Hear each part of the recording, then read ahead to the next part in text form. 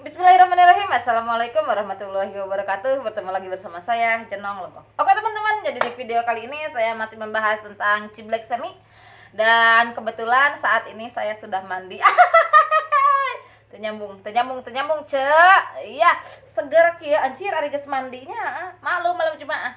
Oke, jadi di video kali ini saya akan membahas tentang bagaimana cara menjinakkan ciblek semi dan treatment yang harus dilakukan saat ciblek semi kita, saat burung ciblek kita, mau ciblek semi, mau ciblek gunung, pokoknya semacam ciblek aja, saat burung ciblek kita tidak kunjung gacor, tidak mau bunyi, bagaimana cara yang harus kita lakukan. Karena ada beberapa statement ya, ada beberapa anggapan yang mengatakan begini, katanya teh cenong burung saya tuh udah agak jinak, dia itu udah mau makan, dia itu udah bodinya itu udah berisi ya. Kalau kita beli di ombyokan, kalau kita beli dari penangkaran, itu burung udah pure bakalan jinak dan juga bagus. Tapi pertanyaannya ini kita yang kalau dari penangkaran udah pure bakalan bagus dan dia juga bakalan bunyi kalau burung kita itu pure jantan. Tapi kalau kita beli dari ombyokan, kita dapat dari hutan, itu berbeda lagi cara penanganannya. Kalau untuk cara penanganan kita dari hutan ya, yang mudah hutan itu yang garabagan, giras, ganas. Biasanya kalau kita sudah pengadaptasian ya, kita baru dapat nih misal dari hutan, jangan dimandikan dulu. Kalau kita dapat dari ombyokan, juga beli dari ombyokan, setibanya di rumah jangan langsung digobiak, jangan langsung dimandiin dulu, jangan. Jadi selama 3 hari atau 4 hari kita biarkan dia beradaptasi dulu dengan lingkungan sekitar kita, biarkan dia itu mengenal lingkungan saat ini, dengan keramaiannya, dengan kebisingannya, dengan suhunya ya. Kalau pas kita bawa ke rumah langsung kita mandikan, itu dia burung itu otomatis sedang stres. Pasti burung itu sedang stres karena perjalanan jauh, stres karena kena permen karet ya. Kita kan diiming-iming tuh di hutan itu pakai permen karet. Oh mohon, pakai peuteuy, mohon usum peuteuy di dieu. Diiming-iming karena permen karet ya, ditaruh permen karet, kasih aja ulet, itu si burung itu otomatis langsung hinggap. Cek, aduh ada permen karet, bubble gum, wangi stroberi. Nah itu yang membuat si buah hati tertarik, karena juga ada ulat hongkongnya. Nah seperti itu, ada jangkriknya. Nah seperti itu, kita bawa ke rumah, kita diamkan dia. Apakah harus dikerodong? Jangan dikerodong, udah aja diablagin aja supaya dia itu mengenal lingkungan saat ini, beradaptasi. Setelah 3 hari dia itu sudah mulai beradaptasi, dia sudah mulai mengenal lingkungan saat ini ya, lingkungan kita saat ini. Terus barulah kita mandikan ya. Nanti saya akan praktek tentang bagaimana cara memandikannya juga. Setelah itu kalau burung kita itu baru didapat dari hutan, kita itu jangan dulu harus ditaruh di satu tempat. Kalau misal ditaruh di depan rumah, udah ditaruh di depan rumah aja, digantung dulu di depan rumah sampai dia itu mau bunyi. Nah seperti itu. Karena apa? Karena kalau burung kita itu pindah, sekarang di halaman rumah, besok di depan parabola, besoknya lagi di depan rumah tetangga, besoknya lagi di depan rumah janda. Wah, geus moal balik cenong eta mah lamun kikituan mah. Itu akan membuat burung kita itu jadi beradaptasi lagi. Jadi dia itu tidak matuh, tidak maneh kalau bahasa Sundanya itu. Jadi tidak ngancik di satu tempat. What is the ngancik cenong? Jadi dia itu tidak kalau burung ciblek itu kan dia itu mau gacor ketika dia itu sudah beradaptasi, sudah mengenal lingkungan, dia itu sudah jinak. Berarti kalau sudah mengenal lingkungan, dia itu akan jinak. Nah, sekarang kita taruh di depan rumah, besok kita taruh di dapur, besoknya lagi di depan janda bahenol, besoknya lagi di depan gadis desa janda kembang. Geus moal balik eta mah cenong. Geus, itu burung malah tidak akan pernah beradaptasi. Burung akan macet bunyi lagi, burung akan giras lagi. Jadi kalau menurut bahasa Sundanya itu burung itu belum ngalumah. Berbeda halnya kalau kita taruh bak aja di depan pintu, di depan teras, diemin di situ, dia itu akan beradaptasi, dia akan mengenal lingkungan untuk saat ini. Nah seperti itu. Nanti lambat laun dia juga akan mau bunyi dan akan mau gacor. Setelah dia gacor, birahinya ketemu, birahinya kedongkrak. Oh sekarang saya mau pindahin ini ke kandang emek. Boleh, boleh silahkan. Pindahin aja ke kandang emek. Nanti juga dia akan beradaptasi, dia juga akan mau kicau di kandang emek. Nah seperti itu biasanya. Untuk pakan-pakan seperti biasa, untuk pakan-pakan kemarin udah saya bahas ya di video yang kemarin, tapi tidak ada salahnya juga kalau kita sedikit mengulasnya di video kali ini. Untuk pakan-pakan seperti biasa, pakan-pakan untuk burung ciblek semi, untuk burung ciblek aja ya. Biasanya itu mau cigun juga saya menerapkan hal yang seperti itu. Untuk ciblek alang-alang, burung ciblek ini irih kalau di sini disebutnya itu, sama saya itu untuk awal-awal, untuk pengadaptasian awal selama 1 minggu lah, kita gubiak aja memakai kroto aja terus, kroto pagi kroto, sore kroto, 1 sendok teh aja untuk takarannya. Karena kalau terlalu banyak dikasih kroto juga nanti bulunya akan ngembang dan juga dia itu akan ngangkat kaki sebelah. Itu tandanya apa? Tandanya dia itu terindikasi kebanyakan porsi IF. Itu juga bukannya gacor, dia itu malah akan lemas dan juga lesu. Itu kalau kelebihan IF. Kekurangan IF juga sama. Kekurangan IF juga burung akan lemah, lesu dan juga nyilet. Di sininya itu seperti sirlet karena dia itu kekurangan nutrisi, kekurangan gizi juga. Bukannya gacor, burung yang nyilet itu dia itu malah akan ngembangin bulu, tatapan mata juga semakin sayu, dan tidak lama kemudian dia itu akan pindah alam jadi almarhum dan almarhumah. Anjir. Begitu juga kalau burung kita itu baru dapat dari hutan, kemudian pas kita ke rumah, apalagi sore-sore kita pulang ke rumahnya atau tengah hari kita pulang ke rumahnya langsung dimandiin, itu burung biasanya tidak akan lama untuk umurnya. Makanya kita itu harus ada proses pengadaptasian dulu. Nah seperti itu. Kalau mau jinak di sini kita itu proses penjinakan ya seperti biasa aja. Kalau mau jinak burung kita itu harus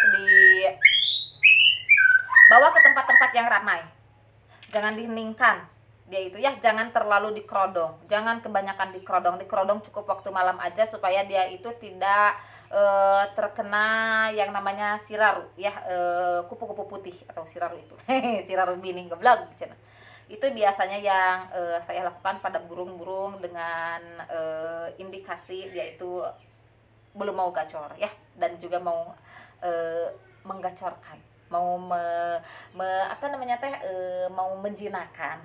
Menjinakan tadi dia mah dietakeun, dijinakeun ya seperti itu. Jadi pagi-pagi seperti biasa kalau burung kita itu diembunkan wajib ya, burung kita itu meskipun dia itu belum jinak sepenuhnya, tapi pagi-pagi wajib kita embunkan. Setelah diembunkan kita kasih pakan, atau lagi pengembunan boleh gace, kalau dikasih pakan boleh, tidak apa-apa. Selagi diembunkan kita kasih pakan itu tidak apa-apa, bagus itu justru. Dikasih aja kroto 1 sendok. Terus setelah itu kita mandikan setelah 3 hari ya, ini setelah 3 hari kita mandikan. Mandinya itu disemprot. Ingat, semprotnya itu jangan dari depan, jangan dari sini cerot. Aduh, itu mah malah akan membuat si burung itu nanti masuk, itu ada air yang masuk ke lubang hidungnya. Lubang hidung yang mancung itu termasuk masuk air itu akan ngerebek ya, suaranya itu ngerebek, ngorok, kayak ngorok bukan ngerebek ngerebek masih udin anjir, ngorok suaranya itu. Nah pernah juga kejadian waktu itu saya di burung murai susah mandi karena dia itu oper birahi. Saya semprot aja dia supaya dia mau mandi, dan alhasil suaranya itu ngerebek, ngorocok, karena ada yang masuk air ke lubang hidungnya. Kita semprot dari belakang aja, cerot. Nah dari belakang aja. Mandinya harus basah sekali ya. Kalau untuk menjinakkan harus basah sekali, harus basah kuyup. Biarkan dia itu jinak dulu, basah kuyup. Setelah basah kuyup, ambil burungnya, lalu kita elus-elus seperti mengelus-ngelus burung itu, dielus sambil dia itu mangat, suruh dia itu saling berpandangan ya sama kita. Awalnya pandang-pandangan, habis itu senyum-senyuman, datanglah perasaan, minta diperhatikan. Minta diperhatikan, bukan minta dipermainkan nih.